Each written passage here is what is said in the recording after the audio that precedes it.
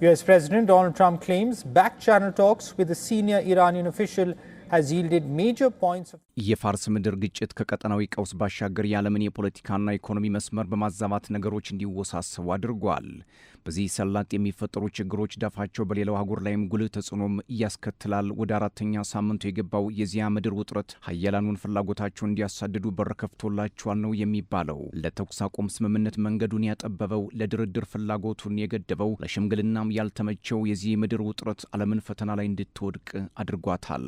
ዛሬ የኢራን ሚሳኤሎችና ድሮኖች እስራኤልንና የባህረ ሰላጤው አረብ ሀገራትን ኢላማ ማድረጋቸውን ተከትሎ ከቴል አቪቭ መሃል ከተማ ጭስ ሲወጣ ታይቷል። ከባድ ጉዳት እንደደረሰም መረጃዎች እያመላከቱ ነው። ጥቃቱ በታየበት በዚህ ወቅት የአሜሪካው ፕሬዚዳንት ዶናልድ ጄ ትራምፕ ጦርነቱን ለማቆም ከኢራን ጋር ንግግር ላይ መሆናቸውን ገልጸዋል። በተጨማሪም ፕሬዚዳንት ትራምፕ ኢራን ስልታዊ ጠቀሜታ ያለውን የሆርሙዝ የባህር ሰርጥ ለትራንስፖርት ክፍት እንድታደርግ ያስቀመጡትን የጊዜ ገደብም አራዝመዋል። ኢራን ሰርጡን ክፍት ካላደረገች የኃይል ማመንጫ ጣቢያዎቿ በአየር ድብደባ እንደሚመቱ ማስጠንቀቂያ ተሰጥቷት የነበረ ቢሆንም የጊዜ ገደቡ መራዘሙ የነዳጅ ዋጋ ላፍታ እንዲቀንስና የክምችት ገበያ እንዲነቃቃም አድርጎታል።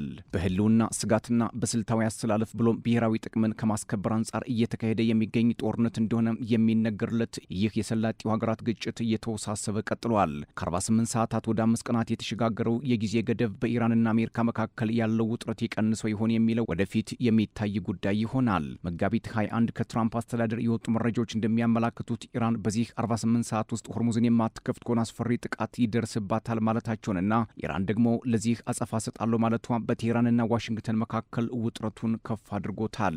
ዛሬ ላይ አልጀዚራና ኤኤፍፒ ባወጡት መረጃም ኢራን ማክሰኞ ማለዳ በርካታ የሚሳኤል ጥቃቶችን በእስራኤል ሰሜናዊ ክፍል ጥቃት መፈጸሟን ነው። በቴል አቪቭ ደግሞ 100 ኪሎ ግራም የሚመዝን ሚሳኤል በከተማው መሃል በሚገኝ መንገድ ላይ አርፈዋል። በዚህ ጥቃት እስከ 6 ሰዎች ቀላል ጉዳት ደርሶባቸዋል የሚሉ መረጃዎች ከቴል አቪቭ እየወጡ እንደ ፖለቲካ ተንታኞች ባለፈው ቅዳሜና እሁድ ኢራንና እስራኤል ሲለዋወጡት የነበሩ ዛቻ ተግባራዊ ቢሆን ኖሮ በኢራንና በባህረ ሰላጤው ሀገራት ለሚኖሩ በሚሊዮኖች የሚቆጠሩ ሰዎች የኤሌክትሪክ አገልግሎት ሊቋረጥ ይችል ነበር። በተጨማሪም ለብዙ የበረሃማ ሀገራት የመጠጥ ውሃም የሚያቀርቡ የጨው ውሃ ማጣሪያ ወይም ደግሞ ዲሳሊኔሽን ጣቢያዎችን ከጥቅም ውጭ ሊያደርግ ይችል እንደነበርም ተገልጿል።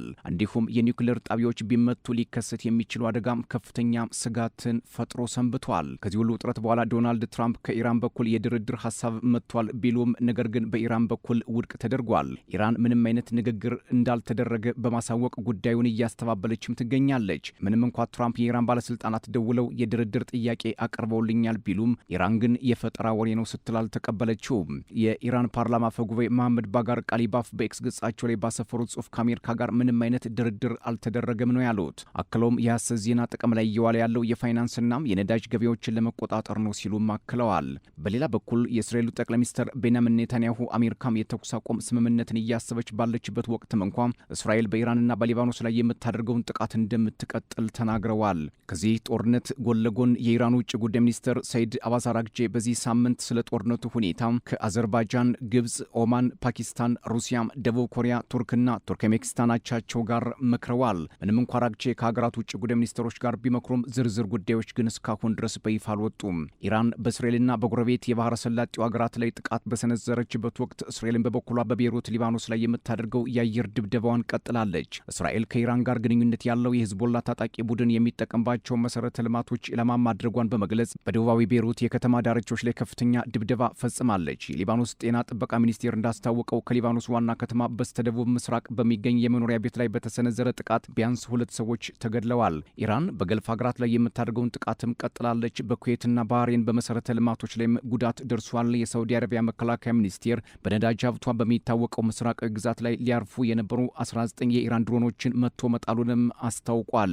ዶናልድ ትራምፕ መንግስታቸው ጦርነቱን ለማቆም ድርድር ላይ መሆኑን መግለጻቸውን ተከትሎ የነዳጅ ዋጋ ለጥቂት ሰዓታት የ1 በርሜል ዋጋ ከ$100 በታች ወርዶ ነበር። ይሁን እንጂ ይህ እፎይታም ረጅም ጊዜ አልቆይም። ዓለም አቀፍ መለኪያም የሆነው የብሬንት ድፍድፍ ነዳጅ ዋጋ በጠዋቱ ግብይት ወደ $104 ተመልሷል። ይህም እስራኤልና አሜሪካም የካቲት 28 ጦርነት ከጀመሩ ወዲህ 40% በላይ ጭማሪ ያሳይቷል ነው እየተባለው። ትራምፕ በመጀመሪያ ኢራን የሆርሙዝ የባህር ሰርጥ እንድትከፍት ካለበለዚያ ግን የኃይል ማመንጫ ጣቢያዎቿ ጥቃት እንደሚሰነዘ እንዲሰነዘርባቸው እስከ ሰኞ ምሽት የጊዜ ገደብ አስቀምጠው ነበር። ሆኖም ሰኞ ዕለት ቴህራን ትዕዛዙ እንድታከብር ተጨማሪ 5 ቀናት መስጠታቸው ይታወሳል። ኢራን ከፋርስ ባህረ ሰላጤ ወደ ውቅያኖስ የሚወስደውን የባህር ሰርጥ ጥቂት መርከቦች እንዲያልፉ የፈቀደች ቢሆንም ከአሜሪካ፣ እስራኤል ወይንም ከባልደረቦቻቸው ጋር ግንኙነት ያላቸውን የባህር መርከቦች ኢላማ ማድረጓ እንደምትቀጥል አስታውቃለች።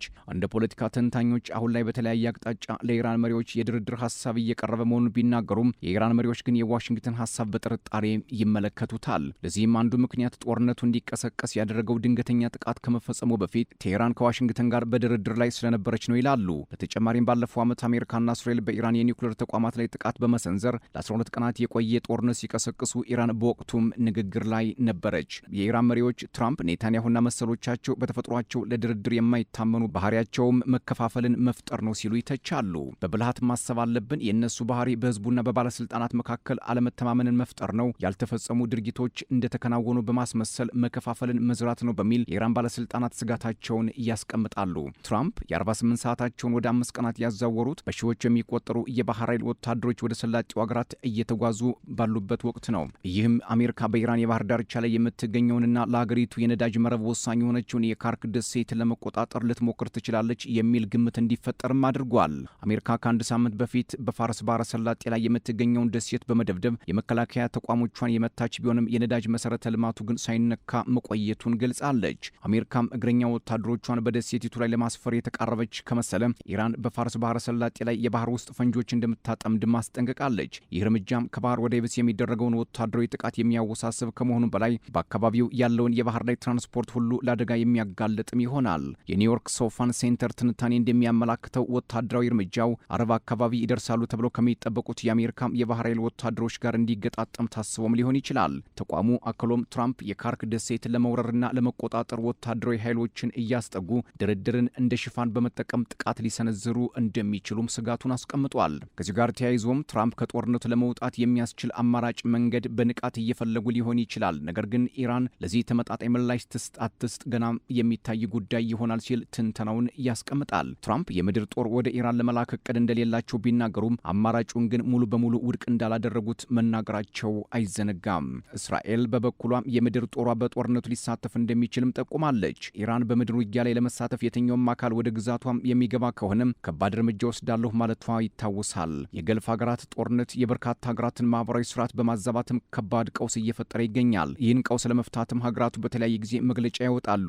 ዛሬ ከወደ ሞስኮ የወጡ መረጃዎች እንዳመላከቱት የክሬምሊን ቃል አቀባይ ድሜትሪ ፔስኮቭ በእስራኤልና ኢራን መካከል ያለው ግጭት ወደ ካስፒያን ባህር የሚዛመት ከሆነ አሳሳቢ ሊሆን እንደሚችል ማስጠንቀቃቸውን ነው። ባለፈው ሳምንት እስራኤል በካስፒያን ባህር በሚገኘው የኢራን የባህር ኃይል ላይ ጥቃት መፈጸሟን ተከትሎ ሁለቱ ሀገራት የሚዋሰኑበት አካባቢ አለመረጋጋት የሩሲያን ስጋት ጨምሮታል። በኢራንና በእስራኤል መካከል ያለው ግጭት ወደ ካስፒያን ባህር ከተሻገረ ሩሲያ ቀጠናውን ለመከላከል አስፈላጊውን ነገር ለማድረግ አዝማሚያ ማሳየቷም ነገሩን ሳያወሳስበው እንደማይቀር ፖለቲከኞች እየተናገሩ ነው። ሩሲያና ኢራን ባለፈው ዓመት ስልታዊ ወይም ስትራቴጂካዊ የትብብር ስምምነት መፈራረማቸው የሚዘነጋ አይደለም። እናም ሩሲያ በካስፒያን ባህር ላይ የሚፈጠሩ ትንኮሳዎች ስጋት ናቸው ማለቷም አንዳች ነገር ስለመኖሩ አመላካች ነው።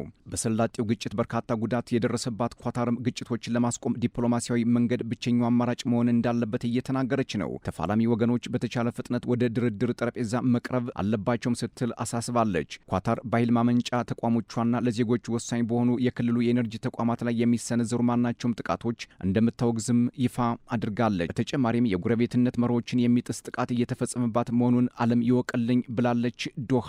በአሁኑ ወቅት በኢራንና በእስራኤል መካከል እየተካሄደ ያለው ጦርነት በባህረ ሰላጤው ቀጠና የነበረውን የደህንነት ስርዓት ሙሉ በሙሉ እንዲፈርስ ማድረጉን የኳታር መንግስትም፣ በሌላ በኩል የእስራኤል መከላከያ ሰራዊት በኢራን ውስጥ የሚገኙ የማምረቻ ጣቢያዎችን ኢላማ ያደረገ ሰፊ የአየር ጥቃት መፈጸሙንና ጥቃቱን በስኬት ማጠናቀቁን ገልጿል። እስራኤል ጥቃት የተፈጸመባቸውን ቦታዎች በዝርዝርና የጣቢያዎቹን አይነት በግልጽ ባታሳውቅም ጥቃቱ የኢራንን ወታደራዊ አቅም ለማዳከም ያለመ መሆኑን ገልጻለች።